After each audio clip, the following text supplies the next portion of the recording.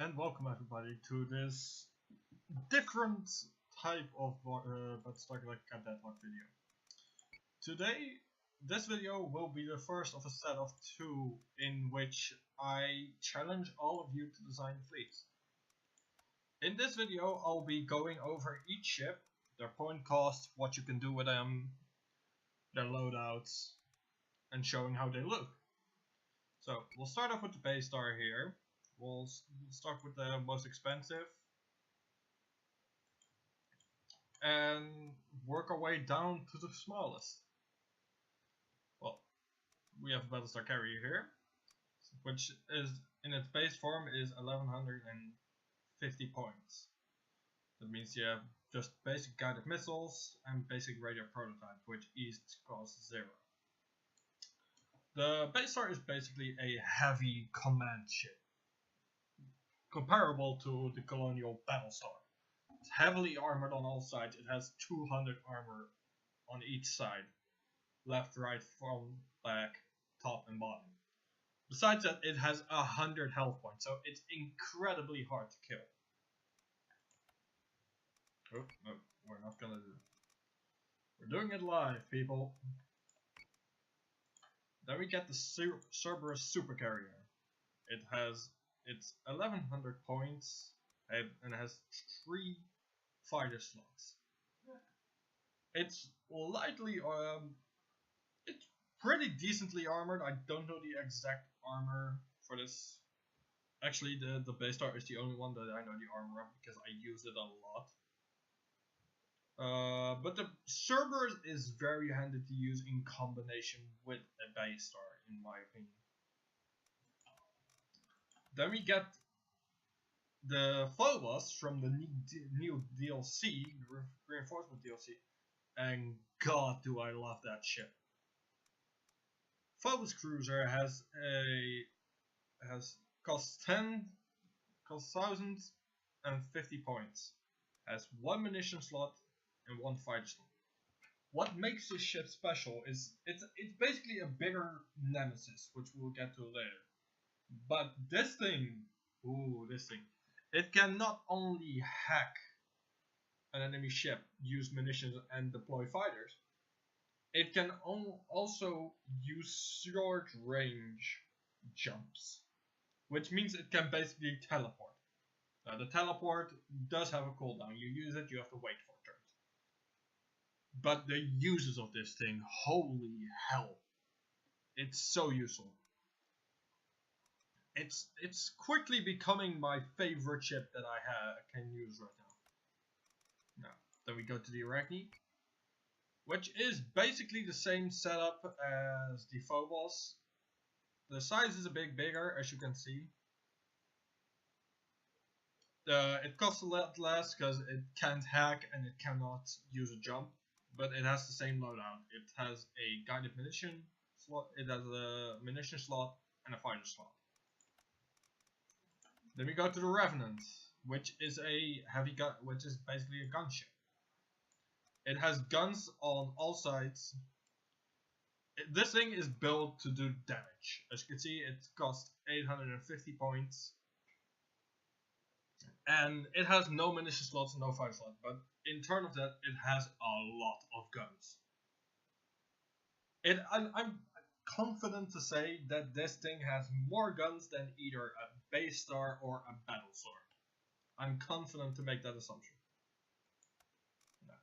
Then we go into the Talon, which is a Cylon, small Cylon carrier. It has one fighter slot and costs 650 points. It has guns. All the ships have normal guns on it. But this thing is more meant to be put in a support role. Like, it can do some damage if you bring it in close, but its main role is to be used as a fighter deployment platform. Then we have the Cerassus, another ship from the DLC. And seeing that that's kind of small, we're gonna go to the side here. This is basically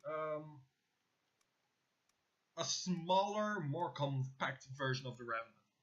This thing is designed to attack fighters. So let's say there's an enemy fleet coming in and it's not fighting.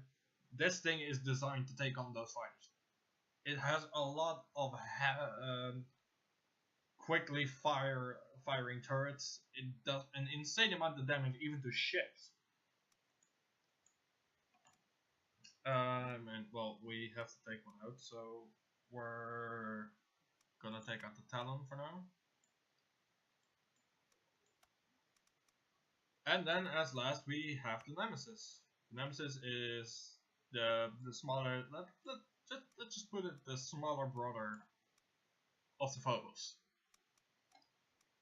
And it has one guided munition slot, but it can also hack enemy ships. Hacking is very useful. You can damage enemy subsystems, so you can damage their engine systems, which will make them move slower and easier to target with, for example, torpedoes. Now, I'm gonna walk through the munitions for a moment. The basic munition is guided missiles, long-range guided missiles. You shoot them, they go after the target. Then you have a nuke, which is very self-explanatory, which costs 400 points. Then you have cluster bombs. These do a lot of damage to enemy subsystems. You can see the damage here. They do 2 damage to hull and armor, but they do 5 damage to the subsystems, and damaging subsystems can be very useful. Then we have torpedoes, which cost 40. Also, the cluster bomb also costs 40. You have torpedoes, which is a high damage. Is very obviously a torpedo basically shoots straight.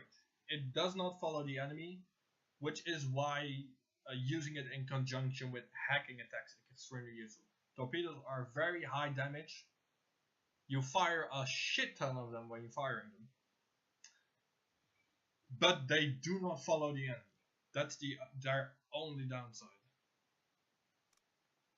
Then we this one also costs 40. Then we have armor piercing, which, as the name suggests,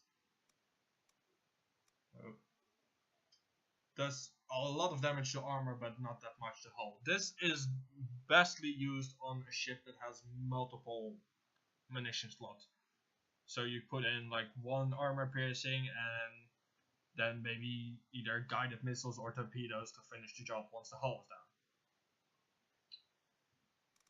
Then we come to one of the 2 new munitions for the Cylons with the DLC pack, proximity mines. These cost 80 and armor piercing costs 60, as you can see. Proximity mines are a lot of fun. It's basically you can deploy them in a distance, in a radius around the ship that's deploying them. As soon as a ship gets within range, the mine detonates and does, as you can see, pretty decent damage to the hull. I believe it actually negates armor, I think. I'm not completely sure of that. I'll have to get back to you people on that, but I'm not sure if it negates hull armor, at least. But it does a lot of damage. Then we have the Cylon specific mine, because the proximity mine, both the Colonials and the Cylons have, and each side has a specific mine. The Cylons have a cluster mine. The proximity mine costs 80, and the homing mine, cluster mine, also costs 80. You deploy it in the very much same way. Even though, as you can see, the deployment range on this one, on the proximity mine, is 1,000 meters, and on this one, it's 500. But what this one does, as soon as it detects a unit within range, an enemy unit, I believe, it homes in on the unit and rams into the hull before detonating, which does a lot of damage. Now, then we have PCM, which is projectile countermeasures, which is basically because, well, the Colonials have flak and the Cylons do not, so this is basically the Cylon flak. There's not much more to see about that.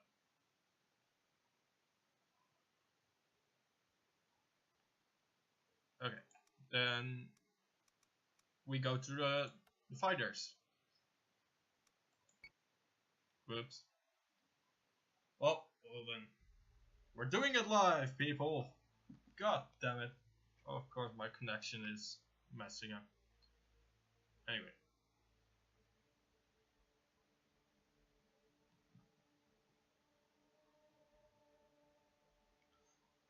That's the downside. If your internet goes down one time while you're setting something up, you're screwed. Well, we'll create a new fleet for a moment, go back to Cylons, and put in the servers. Okay. So you begin with the basic. If you have this, it's basically rated prototype, normal fighters. Then we have the Raider, which is an upgraded version. As you can see, the hull points are larger. The squadron size is about the same,